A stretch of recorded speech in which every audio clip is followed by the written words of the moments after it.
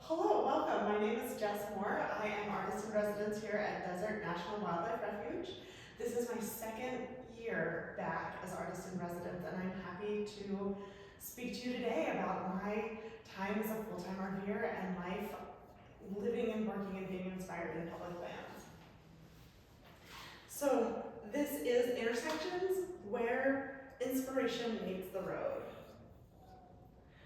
To me, the quote from John Muir, "Going to the mountains is going to home," is a statement that absolutely sees me. I spend a lot of time thinking about this, what home means and what happiness means to me. Sylvan is a word that I use in my business name, Simple and Sylvan. It is someone who lives in the woods, or it is something made from the forest. It is reflected in my company logo with the mountains and the trees, and a little secret about that logo is that it is my initials with the J and the M. Yes. So this is a book that was published a few years ago where a fella went on an expedition to some of the happiest places in the world, countries, and some of the most unhappy countries. And this was one of my takeaways with Iceland, that Icelanders embrace naivete and failure. Their culture encourages you to try and see what happens. So what if you try something and it fails? The beauty of it is that they believe that tomorrow is another day to start all over again. And that is something that kind of motivates me in my life. There is a World Happiness Report. Iceland comes up in the top 3 fairly often. This year it was Finland. The Dutch also rate high in that. I think we as a culture think about happiness, but a lot of that is tied into what we call the American dream. And we don't always think that the American dream is different for everyone. And that's where I really struggled, is thinking about that white picket fence is not for me. But before we get into that, just a little bit about my background. I would spend summers adventuring. This is one of my happy places at New Germany State Park. This little squirrel would grow up to become a corporate graphic designer, but the Girl Scout and junior ranger from that time at that park is still part of me. So I typically did in-house design for professional services firms. I started at an accounting firm. I also worked for Contract and Social Security Administration. I was a web designer. And then in 2002, I also became an adjunct professor. And so next year marks my 25th year as an educator. So the design was definitely corporate. We might also say it's dull or flat. But there were some times that I could stretch my design legs, and these were some of my favorite projects. We had a 20th anniversary with the accounting firm. I got to make chocolate and a chocolate mold. There were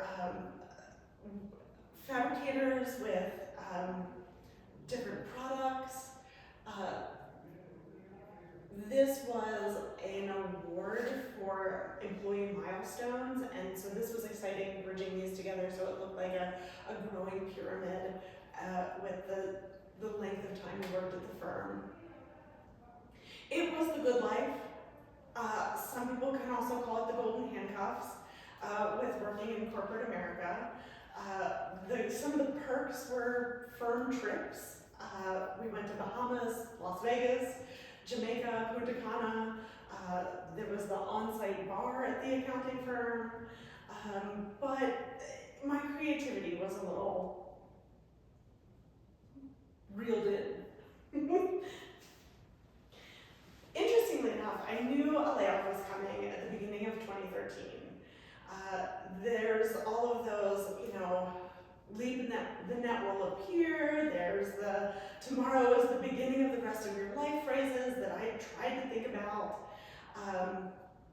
I tried to even though I knew something was coming, I was trying to live in the moment, but I wanted to make sure that I was safe with next steps.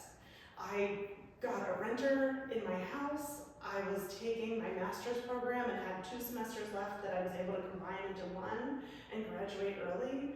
I moved in with my parents in their basement. They were in Delaware and I went to University of Baltimore. And I made it my job to really think about what my next steps were going to be. And my heart was in the Rocky Mountains. So I made it my job to find a job in Denver.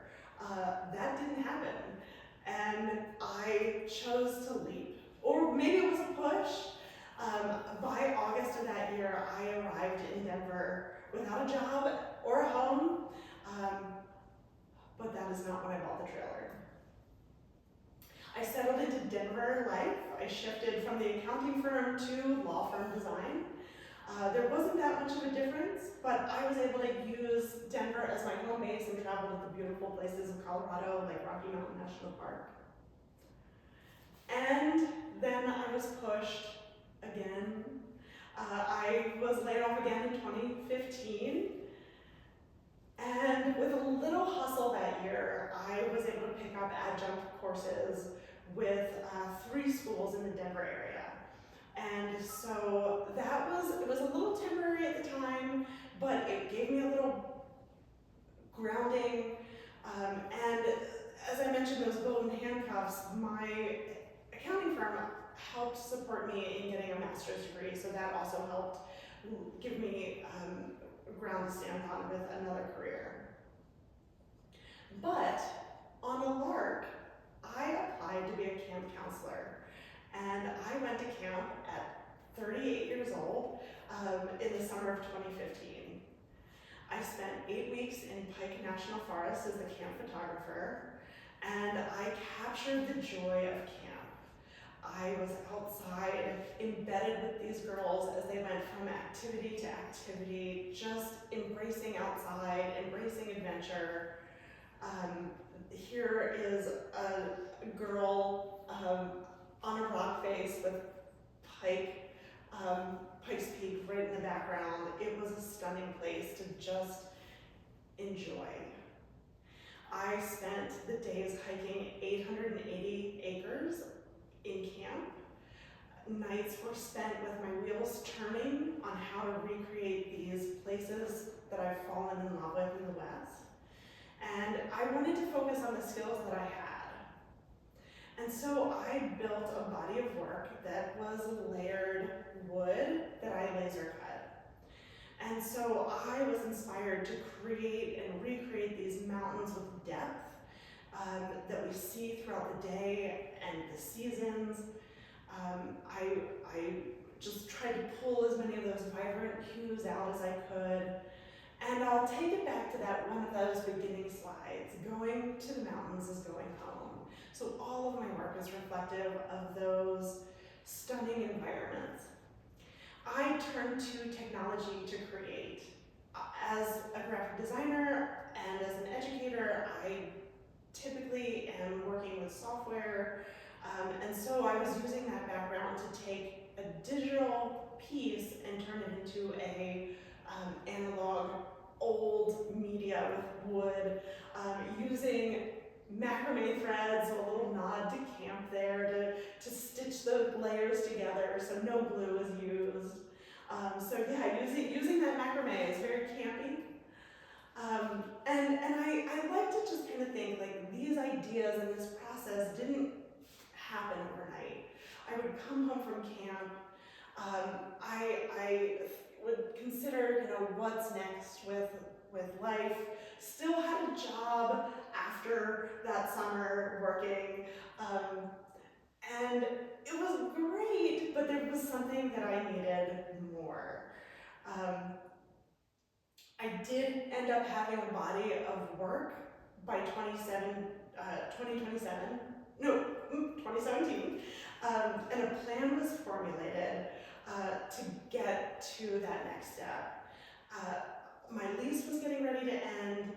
I was saying goodbye to a long-term relationship, And within a week after a friend and I were kind of talking through it, and she kind of said to me, and maybe it was a push, that, what about a trailer? What about the trailer? And so within a week I bought my truck and trailer.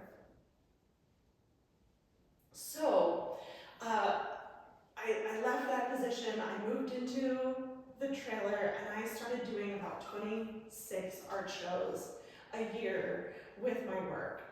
And I thoroughly enjoyed that process of being out, setting up my booth, meeting customers, and talking through my process, and really supporting them through their connection to nature. I went with my gut and continued working with my work, remembering those Icelanders who would say, try it and see what happens. And part of it also kept coming about of thinking, why choose one thing? Why choose one thing to do with my life? And with moving into the trailer, I really considered that there could be many other things that I could do as I'm traveling. And so that's when I started to volunteer. I have volunteered now 2,800 hours with Park Service, Fish and Wildlife, and the Forest Service. I kind of built a plan so that I could volunteer in the warmer climates. Here we are in Las Vegas with a 90-degree day in the winter, so volunteering towards the winter. I volunteered in Arizona, down in Texas in Big Bend, and then I would sling my art, so to speak, in the mountain towns up along the Rocky Mountain. And then people had said something about wholesale that I started to consider. But I do travel with my laser in the trailer. I consider it a full mobile art studio. And just also able to be embedded in these beautiful places. This is Fort Bowie, my first volunteer position for the federal government down in southeast Arizona. And the art that I'm creating, while it is wood products, I keep them on a smaller scale since I do have that smaller life, smaller living space. And then thinking about a target market, these folks are coming to these wild places and need to have a smaller thing to tuck into their luggage as they travel. So these can certainly fit in a travel carry-on. I would stay in my campsites when I was making art for the summer shows. My dog Kyoko there as a helper, and spreading out on the picnic tables, enjoying the beautiful views. There have been some issues. There have been bumps along the way. More than a handful of axles I've had replaced, and I would like to state that this one is not my fault. This was a factory defect. When I first purchased the trailer, I needed help backing up. They practiced with me 3 times and they said, have a nice day.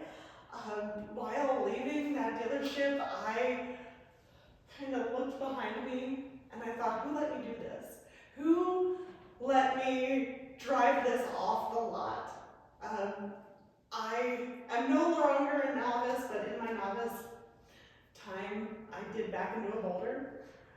But things were all fixed. And I like to think that in a stationary house, things need to get fixed as well. So while there's a jury process for most art shows, I wanted to apply in places that I wanted to go. So Glacier National Park was certainly on my list, and I kept going back to Wyoming several times. But then COVID hit. And that's when that concept of wholesale really came up. I transitioned to wholesale. I no longer do art shows, and my work is on-demand custom pieces that I create for special parks. I just sent out an order to Crater Lake, and I have leaned into more volunteering because I don't have to travel for all of those art shows. So here I am at Chiricahua National Park. Monument. I helped them write their Dark Sky International application, which they were awarded. I volunteered down at Big Bend, and then I traveled up to Alaska in 2022. And we'll talk more about that just in a moment. But I found that I do love that visitor interaction. It pushes me to learn more about that park or that land unit, and it makes both my experience and the visitors' experience more meaningful. The summer of 2021, I did put on the flat hat with National Park Service. With the state of COVID, no one really knew what was going to happen, so I decided to stay in one place for the summer, make a little money, and also focused on that wholesale part of my business. I chose Grand Teton as my park, and used those skills that I acquired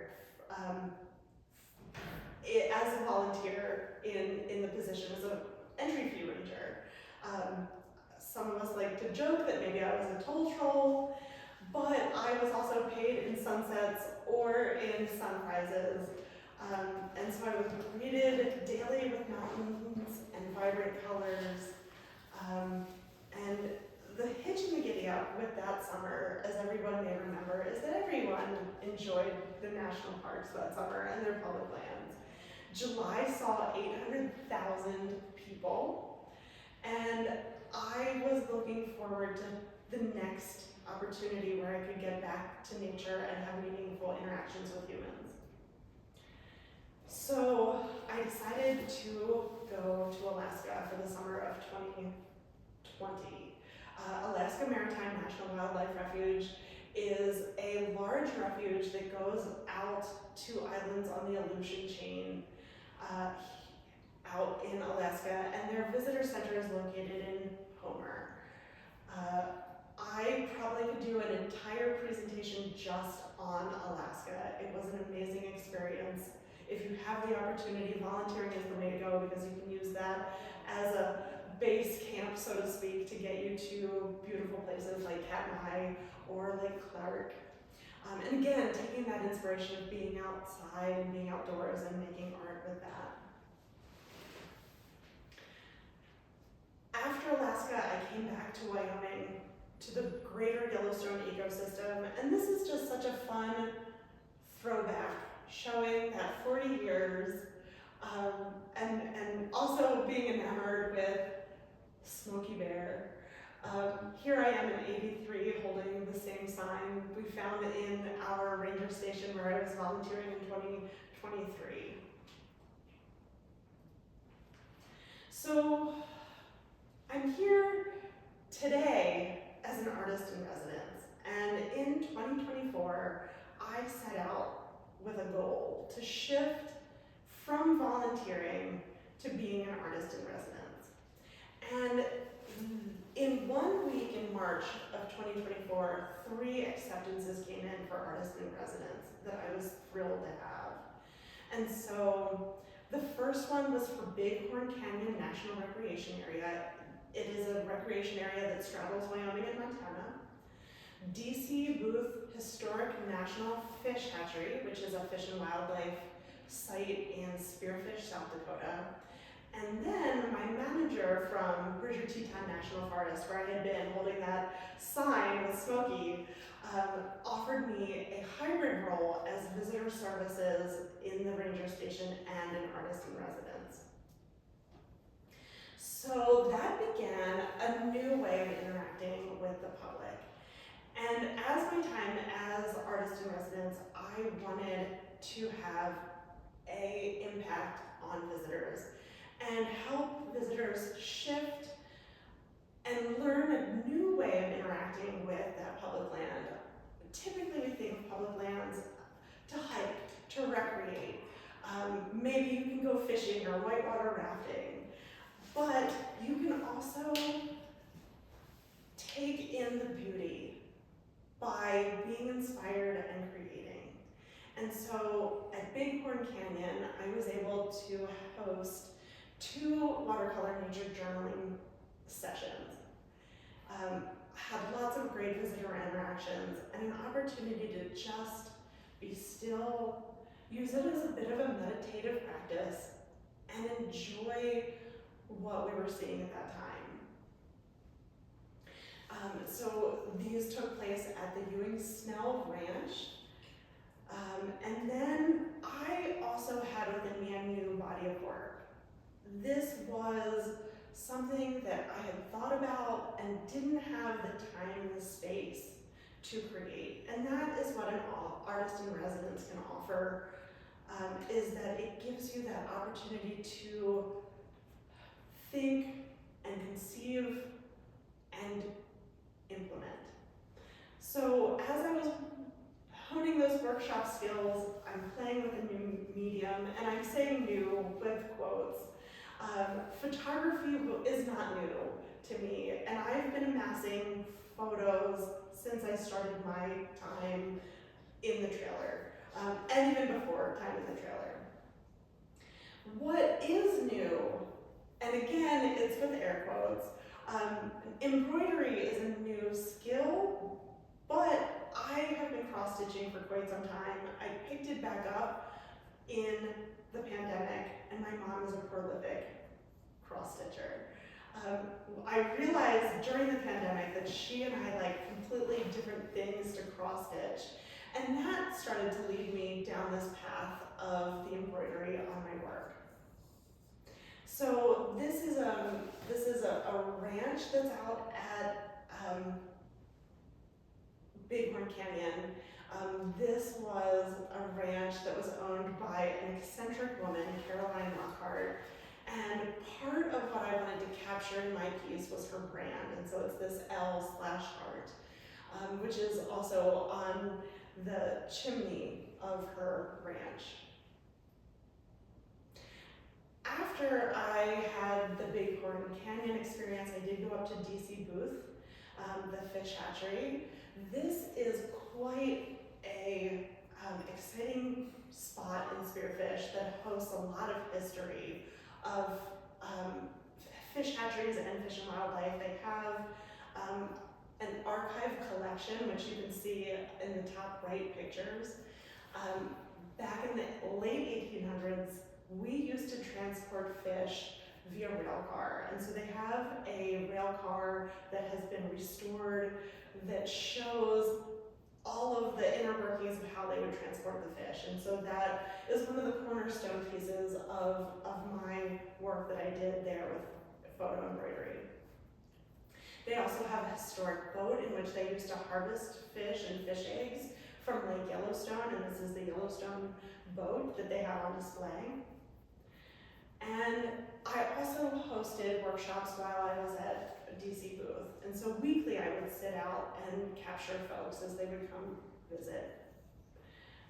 Towards the end of summer, I relocated back to the greater Yellowstone ecosystem at Bridger Teton National Forest, where I hosted 6 watercolor sessions, as well as did my volunteer position at the front desk at the Black Rock Ranger Station. So the challenge was that national forest covers 3.6 million acres. How do you work with the public and get them to come out to these beautiful places? And I think we were fairly successful setting up a tent with the Grand Teton Range in view. My work also has included illustration, and so I took a moment to try incorporating embroidery with illustration as well. The way I come to do the photo embroidery is that I start with editing in Photoshop and Lightroom. I create illustrations of the patterns and then apply those patterns in a couple different programs of the Adobe Suite. I'm happy to talk more about that process, but that brings me to inviting you to come and join me every Friday in the Visitor Center here at Desert National Wildlife Refuge for watercolor nature journaling. And so, are you ready for a leap of faith? if so, I'd love to give you a push like I received from the universe, from jobs. And the point that I'd like to make is why wait? No one knows what tomorrow may bring. I put myself in beautiful places that inspire me, making work that is fulfilling, spending better time with people that I love. And it does look different for everyone. That American dream, to me, is going and experiencing. And I joke that while I live in a glorified ram down by the river, I'll tell you that the view sure is nice and that I have a vast backyard. So thank you so much for your time. I'm here if you have any questions. And we can talk at length about the ground that we've covered with logistics, art making, online teaching, workshops, life